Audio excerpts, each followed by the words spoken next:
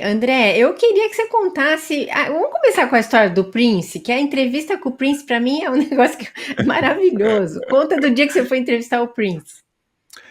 Não, a gente estava conversando antes, né, Miriam, sobre entrevistas bizarras que a gente fez, né, nesses anos todos. Eu trabalho em jornalismo há 34 anos já, então fiz muita entrevista esquisita ou sob circunstâncias estranhas, mas a do Prince acho que foi a maior delas, a mais estranha, porque um grande músico, né, um músico super famoso.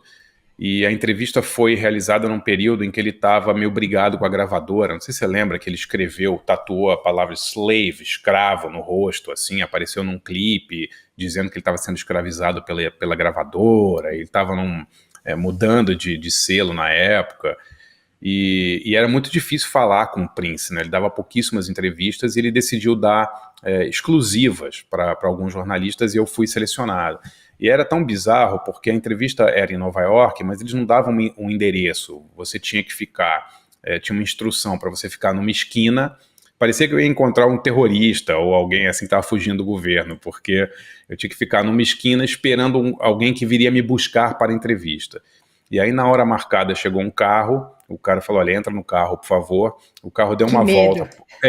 Uma coisa bizarra, né? O carro deu uma volta em Nova York e voltou para basicamente o mesmo lugar que eu estava. Né? Uma coisa absolutamente estranha, né? Eu acho que era para espantar qualquer paparazzi. Eu acho que era essa a ideia, entendeu? Eles estavam com medo que eu tivesse avisado algum fotógrafo onde o Prince ia estar. Mas eu não sabia onde ele ia estar.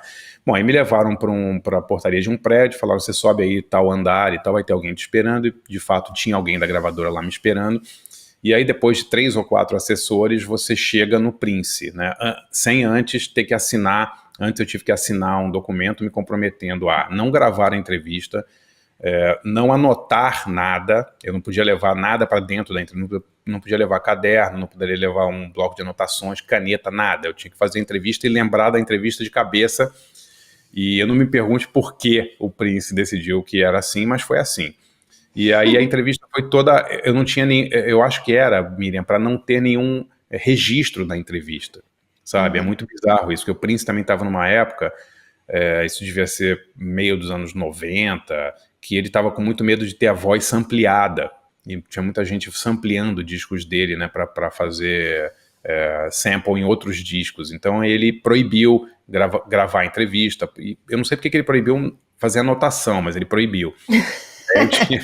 Eu tive que fazer a entrevista inteira e sair correndo depois para casa para anotar as coisas que ele tinha falado para não esquecer de nada, né? Jornalismo independente, pluralidade e análise de qualidade. Apoie o nosso projeto. Seja membro do canal My News.